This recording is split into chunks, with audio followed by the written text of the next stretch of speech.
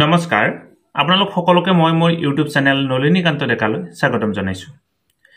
Assam direct recruitment 2.0 যাক আমি ADRE 2.0 বুলি জানো আপোনালোকৰ যিসকলে ADRE 2.0 ৰ বাবে ইতিমধ্যে প্ৰস্তুতি চলাইছে আৰু সেপ্টেম্বৰ মাহৰ 15 তাৰিখে হ'বলগীয়া পৰীক্ষাটো দিবৰ কাৰণে আগবাঢ়িছে তেওঁলোকৰ কাৰণে এই ভিডিঅটো বহুতে জৰুৰী ইতিমধ্যে আমি জানো অসম চৰকাৰে থাৰ্ড গ্ৰেড আৰু ফৰ্থ গ্ৰেডৰ বাবে 12600 পোষ্টৰ বাবে বিজ্ঞাপন দিছে তাৰে থাৰ্ড গ্ৰেডৰ বাবে 7600 আৰু ফৰ্থ গ্ৰেডৰ বাবে 5000 পোষ্টৰ বাবে বিজ্ঞাপন প্ৰকাশ কৰা হৈছে আৰু পৰীক্ষা আৰম্ভ হ'ব সেপ্টেম্বৰ মাহৰ 15 তাৰিখৰ পৰা আমাৰ 5খন পেপাৰত পৰীক্ষা অনুষ্ঠিত হ'ব আৰু এই 5খন পেপাৰত পৰীক্ষা অনুষ্ঠিত হোৱাৰ পিছত 12600 জন বিশেষ ব্যক্তিয়ে চাকৰি পাবৰ কাৰণে সক্ষম হ'ব এতিয়া 15 সেপ্টেম্বৰৰ পৰা যি পৰীক্ষা হ'বৰ কাৰণে গৈ আছে তাত কেইটিমান বিশেষ নিয়ম সংযোজন কৰা হৈছে আৰু কেইটিমান বিশেষ নিৰ্দেশনা দিয়া হৈছে গতিকে পৰীক্ষা দিবলৈ যোৱাৰ আগতে আপুনি সেই নিৰ্দেশনা কেইটি ভালদৰে যদি জানি নাযায় তেতিয়া হলে আপুনি এক্সাম হলত গৈ বিপাঙত পৰিব আৰু ভাল ইমান দিনে যি আপুনি প্ৰস্তুতি চলালে সেই প্ৰস্তুতি চলোৱাৰ আটাইখিনি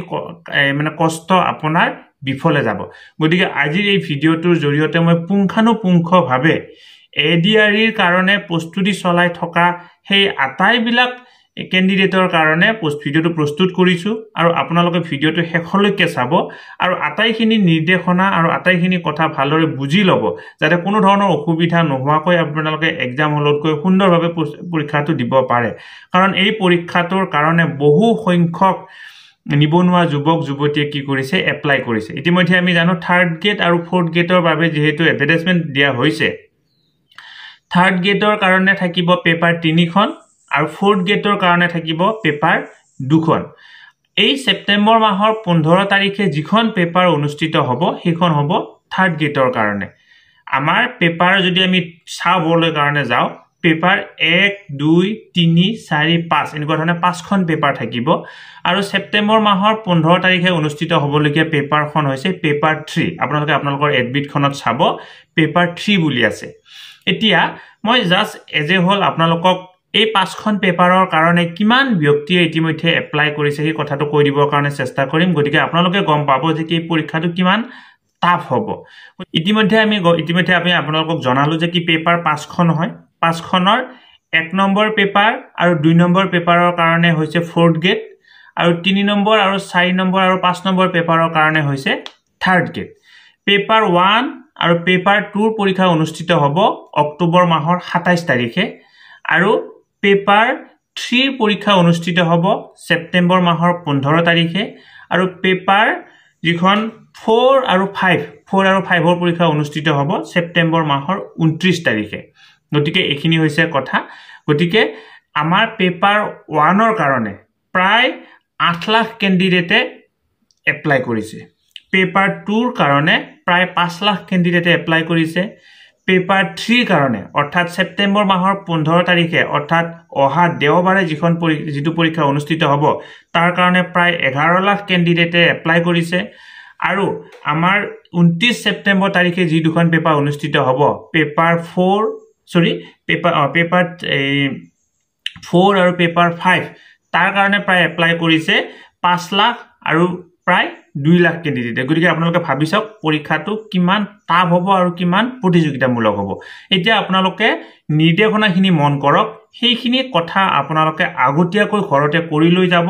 বা আগতীয়াকৈ ঘৰতে প্ৰস্তুতি চলাই লৈ যাব তেতিয়াহে আপোনালোকৰ পৰীক্ষা হলত গৈ কোনো ধৰণৰ অসুবিধাৰ সৃষ্টি নহয় কাৰণ ইয়াৰ আগৰ পৰীক্ষাটো আমি দেখা পাইছো পৰীক্ষা হলত দিবৰ কাৰণে যেতিয়া আপুনি পৰীক্ষা দিবৰ কাৰণে যাব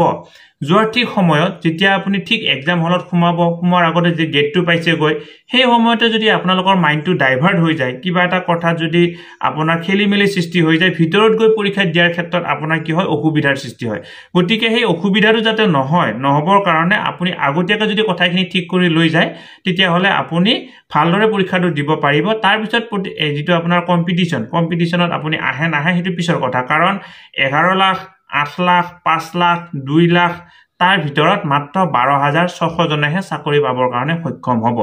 প্ৰথম নিৰ্দেশনাটো হ'ল ইতিমধ্যে আপোনালোকে জানে আমাৰ পৰীক্ষাটো কি সিস্টেমত হ'ব OMR বেস হ'ব OMR বেস মানে হৈছে আপোনালোকৰ এটা প্ৰশ্ন থাকিব এটা প্ৰশ্নৰ বিপৰীতে চাৰিটা উত্তৰ থাকিব তাৰ পৰা আপুনি এটা প্ৰশ্ন বাছি উলিয়াব লাগিব আপোনালোকৰ প্ৰায় 5টা ভাষাৰ প্ৰশ্নবিলাক থাকিব তাৰ পৰা আপুনি যেটো ভাষাতে আপুনি সুবিধা পায় সেইমতে আপুনি প্ৰশ্নটো চাই যিকোনো এটা উত্তৰ আপুনি OMR ত কি কৰিব লাগিব ভৰাব লাগিব হেতু হৈছে আপোনাৰ OMR বেস 2 নম্বৰ হল আপুনি যেতিয়া এক্সাম হললৈকে যাব যোৱাৰ সময়ত আপুনি আপোনাৰ লগত কোনো কাৰণতে যাতে এডমিট কাৰ্ডখন নিনিয়াকৈ নাথাকে কাৰণ কেতিয়াবা কি হয় খৰধৰত ঘৰৰ পৰা যাওতে এডমিট কাৰ্ডখন নিনিয়াকৈ থাকে আৰু এডমিট কাৰ্ডখন নিনিয়াকৈ থাকিলে কি হয় কেতিয়াবা আকৌ খেলিমেলি সৃষ্টি হ'ব এডমিট কাৰ্ডখন নতুনকৈ পিন কৰিব লগিয়া হল এনেকুৱা ধৰণৰ হল গতিকে এটো খেলিমেলি সৃষ্টি হ'ব এতিয়া হল আন এটা শব্দ হৈছে কুৱেশ্যন বুকলেট এটা কুৱেশ্যন বুকলেটটো কি হয় আমাৰ যিসকলে আগতে এনেকুৱা ধৰণৰ পৰীক্ষা দিছে টেটৰ এক্সাম দিছে তেওঁলোকে গম পাব কুৱেশ্যন বুকলেট কি হয় কিন্তু যিসকলে এবাৰ নতুনকৈ এই এডিআৰই এক্সাম দিব তেওঁলোকে হয়তো গম নাপাব কুৱেশ্যন বুকলেট কি হয় কুৱেশ্যন বুকলেট মানে হৈছে আপোনাৰ কুৱেশ্যন পেপাৰখনকে কুৱেশ্যন বুকলেট বুলি কোৱা হ'ব কাৰণ আপোনালোকৰ যিখন এডমিট পাব তাতো আপোনালোকে কুৱেশ্যন পেপাৰ বুলি নাপায় কুৱেশ্যন বুকলেট শব্দটোৱে পাব তে কুৱেশ্যন বুকলেট মানে কি হয় যিখন কুৱেশ্যন পেপাৰ সেইখনকে কুৱেশ্যন বুকলেট বুলি কোৱা হয় তে কুৱেশ্যন বুকলেটত কি থাকিব এটা নম্বৰ থাকিব সেই নম্বৰটো আপুনি কি কৰিব লাগিব আপুনি আপোনাৰ যিখন OMR খনত ভৰাব লাগিব কুৱেশ্যন বুকলেটখন আৰু OMR খন আপোনাক একেলগে দিয়া হ'ব তাৰ পিছত কি কৰিব লাগিব কুৱেশ্যন বুকলেটত থকা নম্বৰটো আপুনি OMR খনত ভৰাব লাগিব বা ভৰৰ নিৰ্দিষ্ট ঠাই থাকিব OMR খনত আপোনাৰ কি থাকিব ৰোল নাম্বাৰ লিখাৰ ঠাই থাকিব গতিকে তাত আপুনি এই OMR খনত নিৰ্দিষ্ট ঠাইত OMR লিখিব লাগিব আৰু কুৱেশ্যন বুকলেট খনতো নিৰ্দিষ্ট ঠাইত আপোনাৰ নাম বা ৰোল নম্বৰ লিখাৰ ঠাই থাকিব তাত আপুনি লিখিব লাগিব কুৱেশ্যন বুকলেটখন যেনেকুৱা ধৰণে আপোনাক পৰীক্ষা আৰম্ভ হোৱাৰ সময়ত দিব ঠিক এই কুৱেশ্যন বুকলেট আৰু OMR একেলগে দিব ঠিক সেইদৰে যেতিয়া এক্সাম শেষ হ'ব তেতিয়া আকৌ কুৱেশ্যন বুকলেট আৰু OMR একেলগে আপোনাৰ পৰা আকৌ লৈ যাব অৰ্থাৎ আপুনি হেতু লৈ আহিব নোৱাৰিব 3 নম্বৰতে হল আপোনাৰ এখন ফটো আইডেন্টিটি কাৰ্ড আপুনি লৈ যাব লাগিব ফটো আইডেন্টিটি কাৰ্ড মানে কি হয় এনেকুৱা ধৰণৰ এটা ডকুমেন্টস য'ত নেকি আপোনাৰ ফটো থাকিব অৰ্থাৎ পান কাৰ্ডখন তাত আপোনাৰ ফটো আছে ড্ৰাইভিং লাইসেন্সখন তাত আপোনাৰ ফটো আছে ভোটাৰ কাৰ্ডখন তাত আপোনাৰ ফটো আছে আধাৰ কাৰ্ডখন তাত আপোনাৰ ফটো আছে অৰ্থাৎ এনেকুৱা এখন ডকুমেন্টস যিখন ডকুমেন্টছত আপোনাৰ ফটো আছে তেনেকুৱা ধৰণৰ ডকুমেন্টস এখন আপুনি কি কৰিব লাগিব ফটো তেনেকুৱা ডকুমেন্টস এখন আপুনি এক্সাম হলত লৈকে লৈ যাব লাগিব তাৰ পিছত হৈছে আপুনি এক্সাম চলি থকাৰ সময়ত বাহিৰলৈকে আহিবও নোৱাৰে এক্সাম চলি থকাৰ সময়ত আপুনি ভিতৰলৈকে যাবও নোৱাৰে গতিকে যিখিনি সামগ্ৰী আপোনাৰ লগত লৈ যাব লগিয়া হয় সেই সামগ্ৰীখিনি আপুনি প্ৰথমতে লৈ যাব অৰ্থাৎ photo identity card admit card কলম বা লগত নিবলগিয়া আন কিবা যদি সামগ্ৰী থাকে সেইখিনি সামগ্ৰী কি কৰিব লাগিব আপুনি একেবাৰে লৈ যাব লাগিব কাৰণ পৰৱৰ্তী পৰ্যায়ত আপুনি এক্সাম আৰম্ভ হোৱাৰ পিছত বাহিৰত আহিব যদি খোজে আপুনি কি কৰিব নোৱাৰিব বাহিৰত আহিব নোৱাৰিব তাৰ পিছত হৈছে আপুনি কি কৰিব নোৱাৰিব আপুনি যিখন OMR খনত কি কৰিব নোৱাৰিব তেনেকুৱা ধৰণৰ মাৰ্ক কৰিব নোৱাৰিব আমাৰ আসলতে কি হয় OMR খনত কেতিয়াবা আমি কিছুমান চিন দিও কিন্তু সেই ধৰণৰ কোনো ধৰণৰ চিন OMR আপুনি দিব নোৱাৰিব অৰ্থাৎ আজ দিব নোৱাৰিব OMR খন আপুনি কি কৰিব নোৱাৰিব ফাষ্ট কৰিব নোৱাৰিব কাৰণ OMR খন কি হয় কম্পিউটাৰত স্ক্যান কৰা হ'ব আমাৰ এক্সামৰ বহিটো যেনেকুৱা ধৰণে টিচাৰে চেক কৰে OMR খন কি হ'ব কম্পিউটাৰত চেক কৰা হ'ব যেহেতু OMR খন কম্পিউটাৰত চেক কৰা হ'ব তাত আপুনি কি কৰিব নোৱাৰিব সেই কাৰণে তাত ফাষ্ট কৰিব নোৱাৰিব কোনো ধৰণৰ চিন দিব নোৱাৰিব আজ দিব নোৱাৰিব OMR খনত হোৱাইটনাৰ ইউজ কৰিব নোৱাৰিব আৰু OMR খনত আপুনি কি কৰিব নোৱাৰিব ৰাফ ওয়াৰ্ক কৰিব নোৱাৰিব ৰাফ ওয়াৰ্ক কৰাৰ কাৰণে আপোনালোকৰ যিখন কুৱেশ্যন বুকলেট আছে কুৱেশ্যন বুকলেটত ৰাফ ওয়াৰ্ক কৰাৰ কাৰণে নিৰ্দিষ্ট স্পেচ থাকিব আপোনালোকে প্ৰথমতে চাই লব কুৱেশ্যন বুকলেটখনত ৰাফ ওয়াৰ্ক কৰাৰ কাৰণে নিৰ্দিষ্ট স্পেচ আছে সেই স্পেচতহে আপুনি কি কৰিব ৰাফ ওয়াৰ্ক কৰিব গতিকে এইখিনি অত্যন্ত গুৰুত্বপূৰ্ণ কথা কিবা কাৰণত ধৰা হল আপুনি কুৱেশ্যন বুকলেটখন পালে লগতে OMR খনো পালে কিবা কাৰণত এনেকুৱা হ'ব পাৰে আপোনাৰ OMR খন ড্যামেজ আহিছে হ'ব পাৰে যদি তেনেকুৱা ধৰণৰ ড্যামেজ OMR আপোনাৰ আহিছে উইদিন 5 মিনিটস আপুনি কি কৰিব আপোনাৰ ৰুমত থকা যিজন ইনভেলিজিটৰ তেওঁক আপুনি জনাই দিব যে কি আপোনাৰ ওএমআৰখন কি আহিছে এই বেয়া আহিছে ড্যামেজ আহিছে লগে লগে তেখেতক ইনফৰ্ম কৰিব তেখেতে আকৌ ভেনু ইনচাৰ্জৰ লগত যোগাযোগ কৰি তাৰ পৰিপূৰকভাৱে কি কৰিবলগীয়া আছে তেওঁ সেই কামটো কৰিব তাৰ পিছত আন এটা কথা মন কৰিব আপুনি এক্সাম হলত দুটা সিগনেচাৰ কৰিব লাগিব যেতিয়া কোৱেশ্চন বুকলেট আৰু ওএমআৰখন আপোনাক দিব তেতিয়া তাৰ কিছু সময় পিছত আপোনাৰ পৰা এটা সিগনেচাৰ ল'ব আকৌ যেতিয়া আপুনি কোৱেশ্চন বুকলেট আৰু ওএমআৰ মানে ফিল আপ কৰা ওএমআৰখন জমা দিব তেতিয়া আপোনাৰ পৰা এটা সিগনেচাৰ ল'ব অৰ্থাৎ আপুনি এক্সাম হলত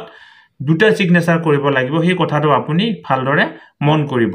এতিয়া কথা হল আমাৰ এটা অত্যন্ত গুৰুত্বপূৰ্ণ কথা বা আমি জানিবলগীয়া কথা থাকে যে কি আমি কেনেকুৱা ধৰণৰ কলম ব্যৱহাৰ কৰিম আমি যিকোনো ধৰণৰ এনেকুৱা ধৰণৰ ওএমআৰ বেস এক্সামত কি কৰিব নোৱাৰো জেল পেন ব্যৱহাৰ কৰিব নোৱাৰো কোনো ধৰণৰ জেল পেন ব্যৱহাৰ কৰিব নোৱাৰো আমি মাত্ৰ বল পেন হে ব্যৱহাৰ কৰিব পাৰিম এটা বল পেন আপুনি ব্ল্যাকও ইউজ কৰিব পাৰে ব্লু ইউজ কৰিব পাৰে ব্ল্যাক বা ব্লু যিকোনো কলম ইউজ কৰিব পাৰিব কিন্তু আপুনি বল পেন ইউজ কৰিব লাগিব গতিকে তাৰ কাৰণে আপুনি এটা কাম কৰক আপুনি এই যে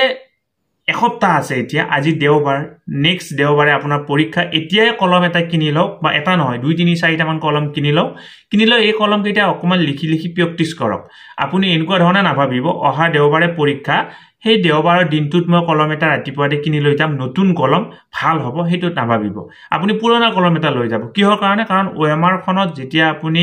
সাৰ্কুল কৰিব লাগিব সাৰ্কুল কৰিবলৈ লওতে আপুনি যাতে কি নহয় নতুন কলমেৰে সাৰ্কুল কৰিবলৈ গলে ওএমআৰ খনত প্ৰেসাৰ পৰিব আৰু সিয়াহিটো ভালদৰে নলাব পাৰে কিন্তু এতিয়া পৰা যদি এই 7 দিনত আপুনি এই নতুন কলমেৰে ইউজ কৰি থাকে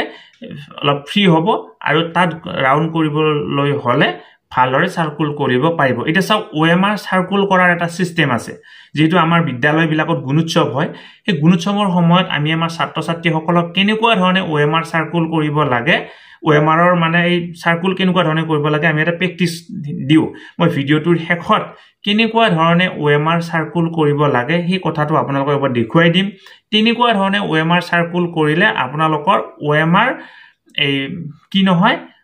সাৰ্কুল কৰাৰ ক্ষেত্ৰত ৰং নহয় কাৰণ ওএমআৰ সাৰ্কুল কৰাৰ ক্ষেত্ৰটো কি হয় যদি ওএমআৰ সাৰ্কুল কৰাটো শুদ্ধ নহয় যদি বাহিৰ হৈ যায় ভিতৰ মানে যদি বাহিৰ ওলাই গল তথাপিও কি হ'ব পাৰে আপোনাৰ শুদ্ধ উত্তৰটো ৰং হ'ব পাৰে গতিকে ভিডিওটো শেষলৈকে চাব শেষত মই এটা ওএমআৰ কেনেকুৱা ধৰণে মানে সাৰ্কুল কৰিব লাগে সেইটো মই আপোনালোকক দেখুৱাবৰ কাৰণে চেষ্টা কৰিম এতিয়া হল চাওক আপুনি এইবাৰ যেহেতু আমাৰ এই এডিআৰইৰ এই এক্সামত নেগেটিভ মাৰ্ক আছে গতিকে আপুনি কি কৰিব নোৱাৰিব আপুনি এটা প্ৰশ্নৰ দুটা উত্তৰ দিব নোৱাৰিব ধৰা হল মই উদাহৰণ দিছো অসমৰ ৰাজধানী কি এক নম্বৰ প্ৰশ্নটো আহিছে অসমৰ ৰাজধানী কি 4টা উত্তৰ আছে ABCD 4টা উত্তৰ আছে দিছপুৰটো আপুনি জানে কিন্তু এ নম্বৰ প্ৰশ্নটো দিছপুৰ আছে বি নম্বৰ অপচনটো গুৱাহাটী আছে ফুলবহত আপুনি একদম এক্সাইটমেন্টত কি কৰিলে পট কৰি বি নম্বৰ প্ৰশ্নটোতে মানে অপচনটোতে সাৰ্কুল কৰি দিলে গুৱাহাটী কিন্তু পট কৰি তাৰ পিছত গম পালে যে এটোটো দিছপুৰহে হ'ব লাগিছিল আপুনি হোৱাইট এই তাৰ পিছত কি কৰিলে এ নম্বৰটো সাৰ্কুল কৰিলে তেনেকুৱাকৈ যদি দুটা সাৰ্কুল কৰা যায় হেতু আপোনাক নেগেটিভ মাৰ্ক হিচাপে ধৰা হ'ব অৰ্থাৎ এটা প্ৰশ্নৰ দুটা সাৰ্কুল হ'ব নোৱাৰিব যদি কোনোবাটো প্ৰশ্ন দুটা সাৰ্কুল হল তেতিয়া হলে হেতু কি বুলি ধৰা হ'ব নেগেটিভ মাৰ্কিং হিচাপে ধৰা হ'ব গতিকে এটো সাৱধান আৰু যেহেতু এবাৰ প্ৰথম নেগেটিভ মাৰ্কিং কৰা হৈছে আপুনি যদি কোনোবাটো প্ৰশ্নৰ উত্তৰ নাজানে হেতু আপুনি নকৰিব আগতে কি হৈছিল সচৰাচৰ আমাৰ ওএমআৰ বেস এক্সাম বিলাকত এনেকুৱা ধৰণৰ হয় পাৰাকেইটা কৰিলো লাষ্ট 5 মিনিটত সকলো বিলাক আমি ৰাউন্ড কৰি থৈ আহো ভাগ্য পৰীক্ষা কৰি কৰবাত সেই 30টাৰ ভিতৰত দুটা প্ৰশ্নৰ উত্তৰ হৈ গল তেনেকুৱা ধৰণে পাস কৰি গলো কিন্তু এতিয়া তেনেকুৱা ধৰণে নহব গতিকে বন্ধু বান্ধৱী সকল আপোনালোকক ভিডিওটো যদি এইখিনি কথা কলো ভিডিওটো আপোনালোকৰ লগৰ আন এজন বন্ধু বান্ধৱীলৈকে ফৰৱাৰ্ড কৰিব যাতে এই কথাখিনি আপোনালোকে যেনেকুৱা ধৰণে জানিলে তেও জানক আৰু পৰীক্ষাটোত সাকসেস হ'বৰ কাৰণে তেও এটা সুবিধা পাওক পৰৱৰ্তী পৰ্যায়ৰ ভিডিওত নেগেটিভ মাৰ্কিংৰ ওপৰত আন কেনেকুৱা ধৰণে নেগেটিভ মাৰ্কিং হ'ব তাক লৈ আন এটি ভিডিও লৈ আহিম আপোনালোকে মুভিং টুৱাৰ্ডছ ডিজিটেল নামৰ ইউটিউব চেনেলটো সাবস্ক্ৰাইব কৰি থব বুলি আশা কৰিলো ভিডিওৰ ডেসক্ৰিপচনত দুটা লিংক আছে এটা হৈছে আমাৰ ফেসবুক পেজৰ লিংক আনটো হৈছে আমাৰ মুভিং এটা হোৱাটছআপ চেনেলৰ লিংক আপোনালোকে তাত জইন হৈ থলে এনেকুৱা ধৰণৰ ভিডিঅ'বিলাকৰ খবৰ পোনপ্ৰথমতে পাবৰ কাৰণে সক্ষম হ'ব যেহেতু 15 ছেপ্টেম্বৰ তাৰিখে প্ৰথম পৰীক্ষাটো অনুষ্ঠিত হ'ব ইয়াৰ পিছত 29 ছেপ্টেম্বৰ তাৰিখে পৰীক্ষা আছে আপোনালোকৰ নিশ্চয় কোনোবাজনে আকৌ 4th গ্ৰেডত এপ্লাই কৰিছে 27 অক্টোবৰ তাৰিখে তাৰলৈকে বহুত দিন আছে গতিকে তেতিয়ালৈকে আমি আন আপডেটবিলাক দি থাকিম গতিকে আপোনালোকে চেনেলটো সাবস্ক্ৰাইব কৰি থলে এনেকুৱা ধৰণৰ খবৰবিলাক পাই থাকিবৰ কাৰণে সক্ষম হ'ব ধন্যবাদ মুভিং টুৱাৰ্ডছ ডিজিটেল ইউটিউব চেনেলটোৰ জৰিয়তে আমি বিভিন্ন ধৰণৰ চাকৰিৰ খবৰ বিভিন্ন ধৰণৰ এডভাৰটাইজমেন্ট বিভিন্ন ধৰণৰ ইউটিউব ৰিলেটেড ভিডিঅ' প্ৰস্তুত কৰিবৰ কাৰণে চেষ্টা কৰোঁ আপোনালোকে যদি আজি প্ৰথমবাৰৰ কাৰণে এই ইউটিউব চেনেলটো চাইছে অনুগ্ৰহ কৰি চেনেলটো সাবস্ক্ৰাইব কৰিব আৰু ওচৰতে থকা বেল আইকনটো প্ৰেছ কৰি অল নটিফিকেশ্যন কৰি থৈ দিব